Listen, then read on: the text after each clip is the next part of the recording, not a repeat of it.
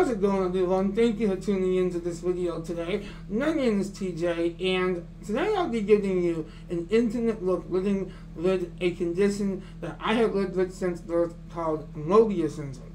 Now, this month is Moebius Syndrome Awareness Month, and January 25th is Moebius Syndrome Awareness Day.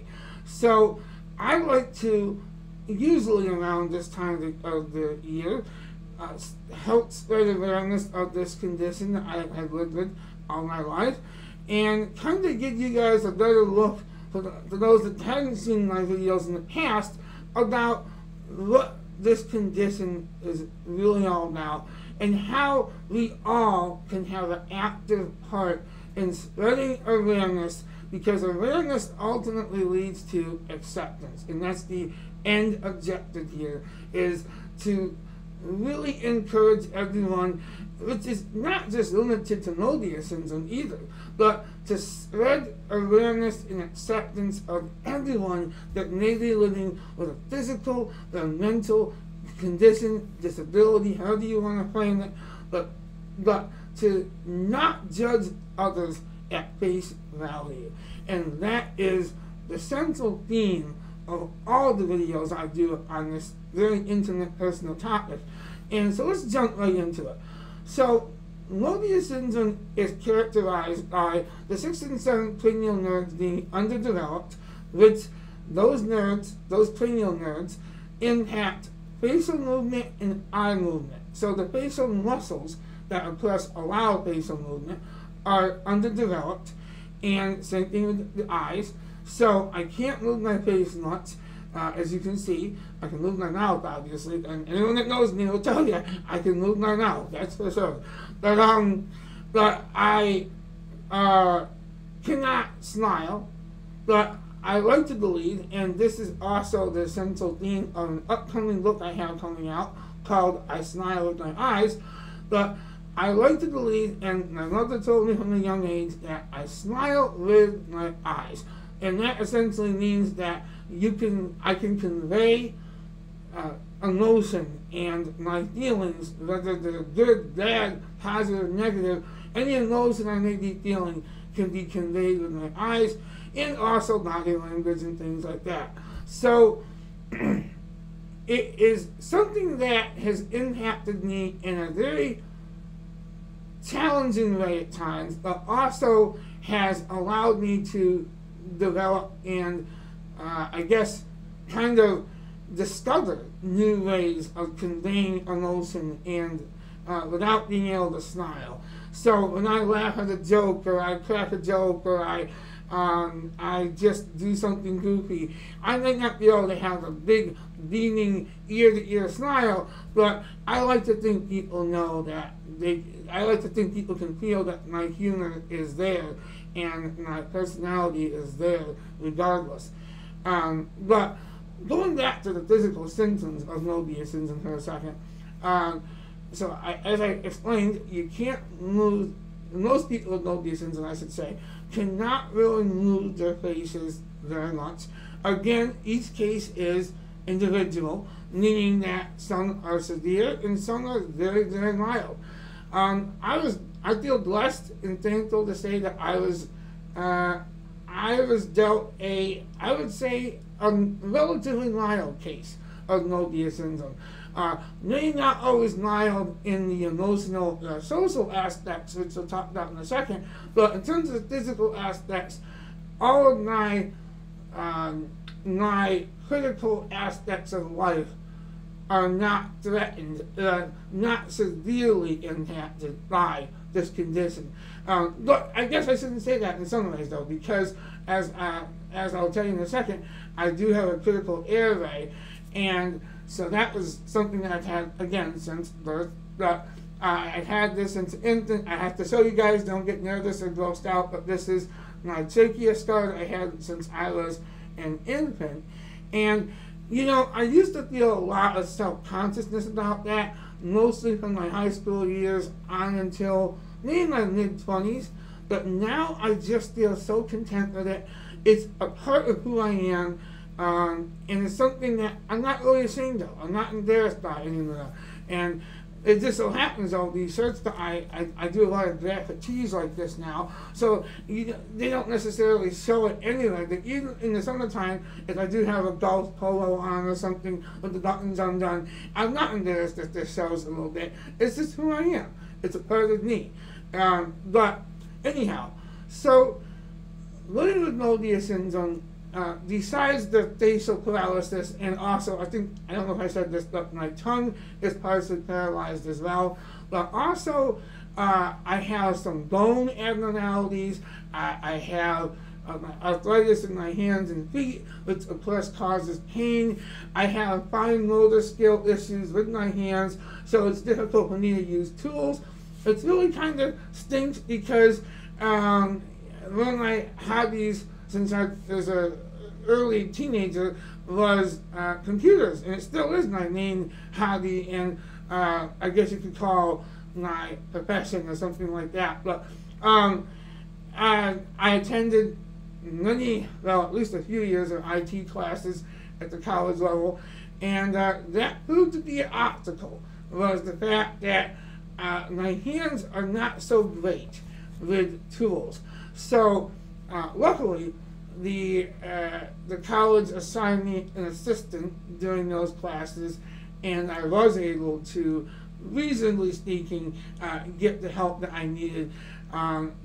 Again, there's always controversy with this kind of stuff, because believe it or not, and again, I don't bother anyone, and I didn't bother anyone in college either, but there was a couple of kids in my classes that didn't like the fact that I was allowed to have an aide help me, even though I was using a pen, and I could guide my aide inside the desktop tower. You know, for example, we were working on a desktop computer.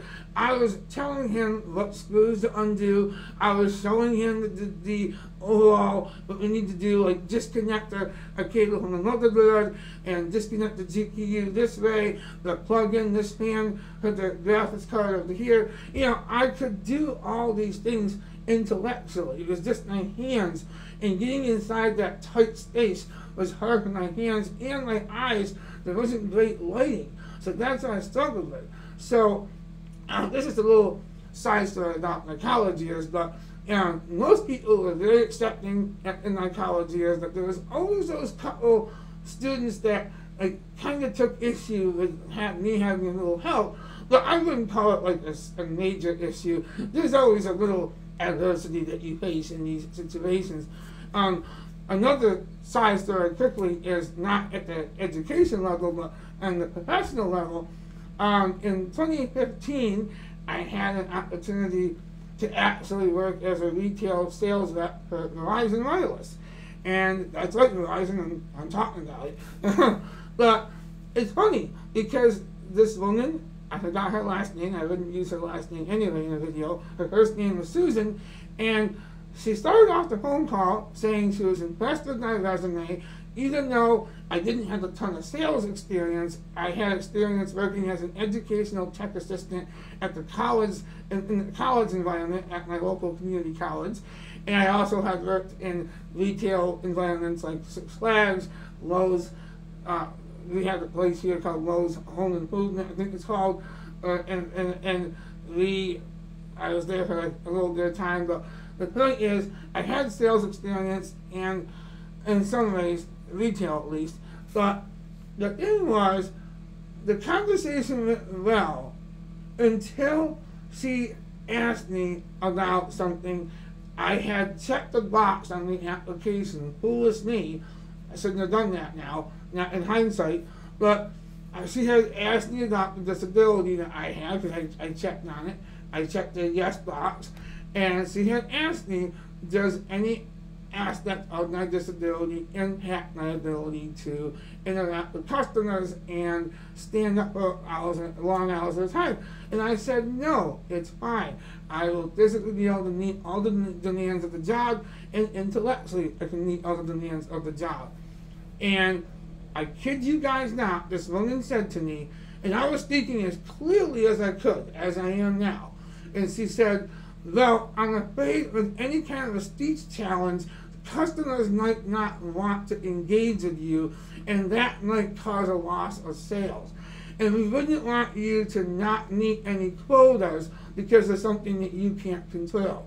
So she tried to frame it in a way that wasn't necessarily insulting, but it was insulting. So that's just a little side story about how there's always a little discrimination towards people with disabilities.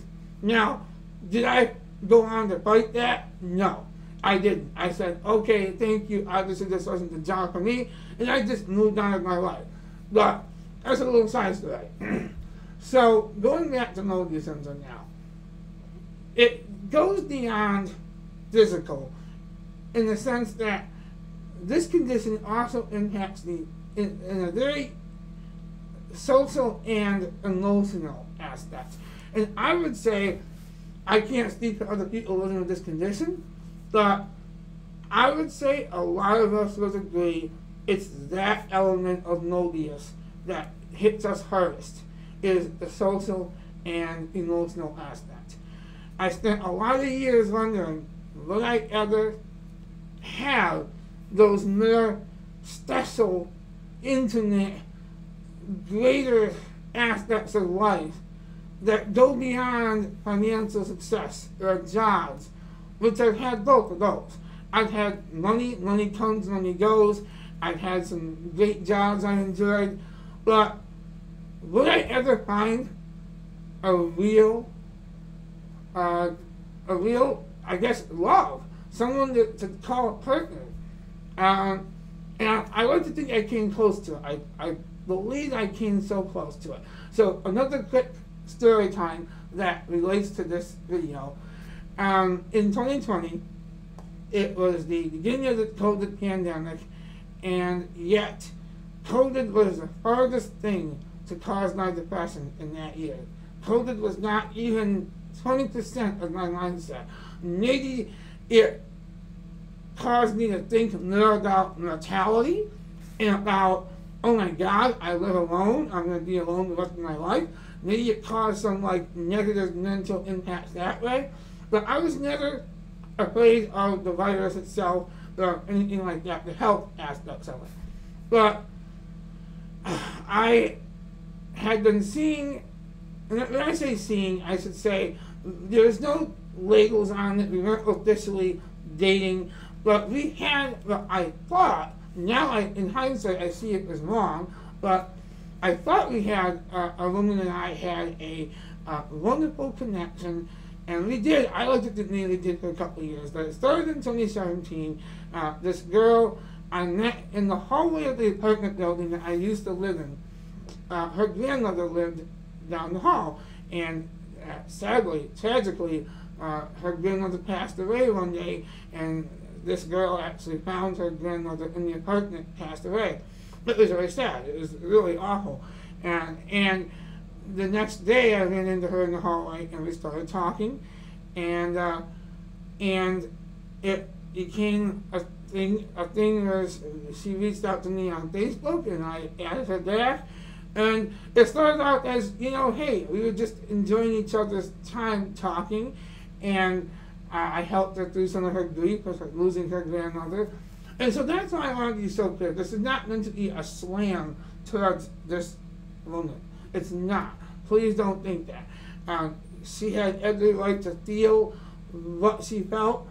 And in hindsight, I think she was trying to protect my feelings in the end. But the way it happened, it felt a little disingenuous. I'll just say that. But anyhow, so we started spending time together. It started off as going out to a soft ice cream and just hanging out, talking in her car.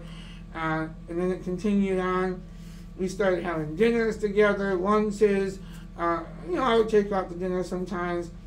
And at that time in my life, I equated giving somebody gifts as showing my love for somebody. And I just did it. And that's the truth. I really felt like it was how you show affection. And at that time, I see now I was wrong. You can't buy your way into somebody's heart. I see that now. At the time, I may have made jokes about haha, I'm you know, on some level of a sugar daddy. Yeah, it was a joke. It was my humor. But I realized it wasn't so funny in the end when nothing I really had done really could change the outcome, which was in 2020, it turned out that I was not aware that this person had another love interest, and continued to be good to this person, and to be fair, she continued to, you know, spend time with me too a little bit. But I remember one day specifically, I had walked down to, we have a place here locally called Stewart's, and I got her some flowers, and that same night, there was a post on this woman's Snapchat of flowers. They were not my flowers though, and it certainly wasn't my username that she tagged and said, "My sweetie brought me flowers," or something like that. And I remember thinking at that moment, well, dang it all to heck. I think that was bamboozled. And just to add insult to injury, around that same time, I had hired this person to be my assistant, which I know you should never mix business with personal whatever, and I did, thinking it was a good idea, because in my heart and mind, I wanted to help this person financially, and I thought it would be a great match, and I was wrong in the end. But little things started adding up, and I knew, based on my own judgment, and I like to think I'm pretty intuitive like that, I knew something was going on. It turned out that there was another man in her life, and I would not have been opposed to that at all. But what happened was, this man somehow found out that she had me as a friend, and said, "I don't care what his situation is, you cannot see him ever again." And I literally never saw this woman ever again.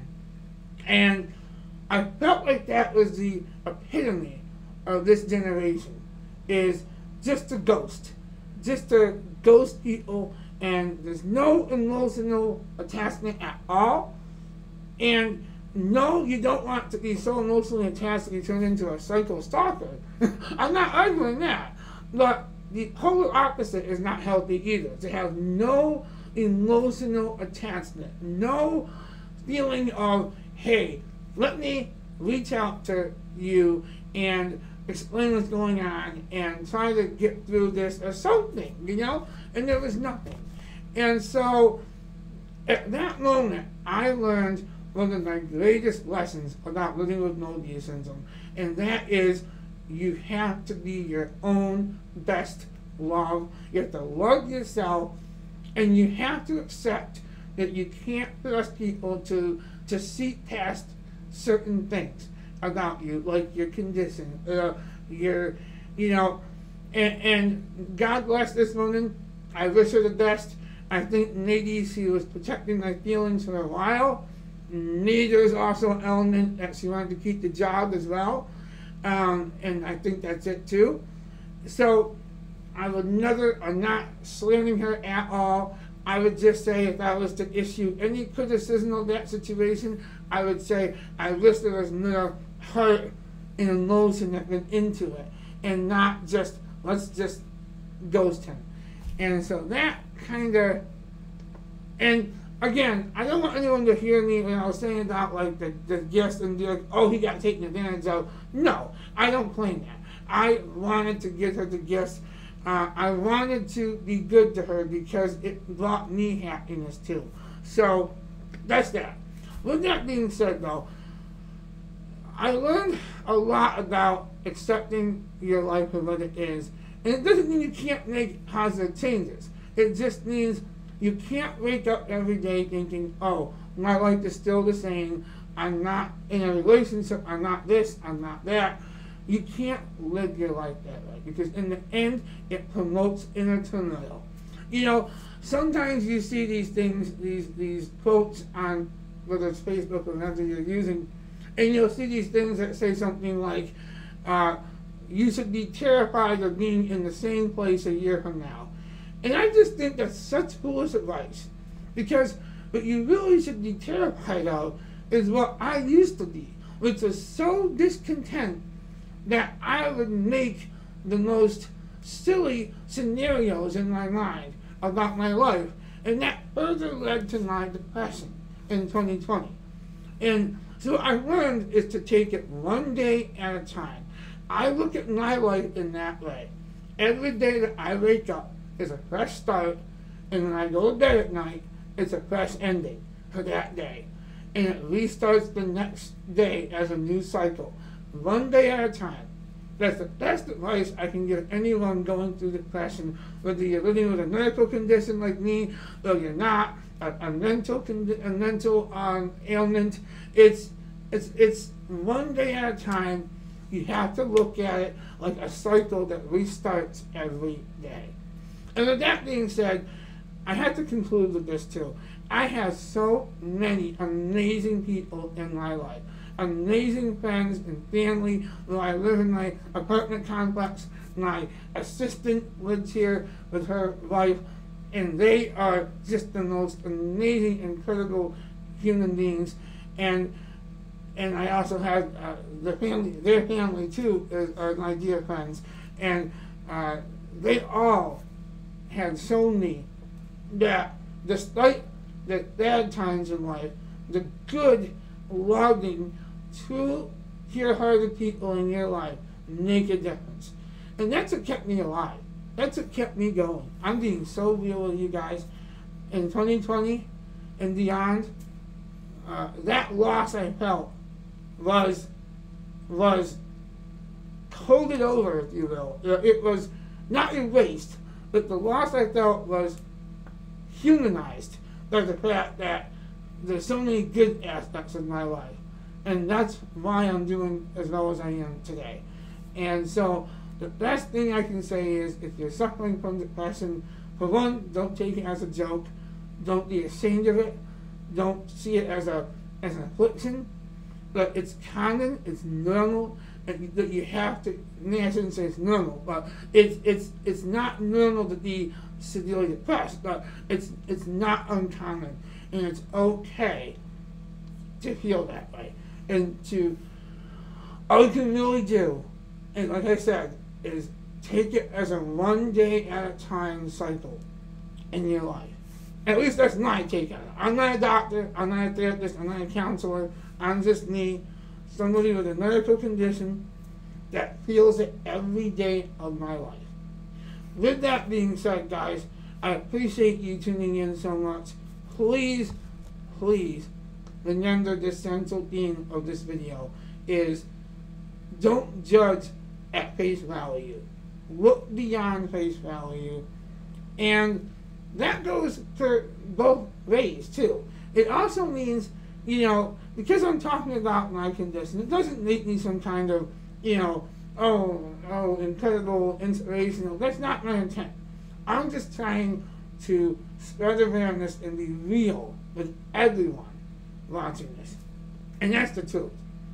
So with that being said, thank you guys so much, and I will see you in my next video. Until then, take care, be well, and peace out for now.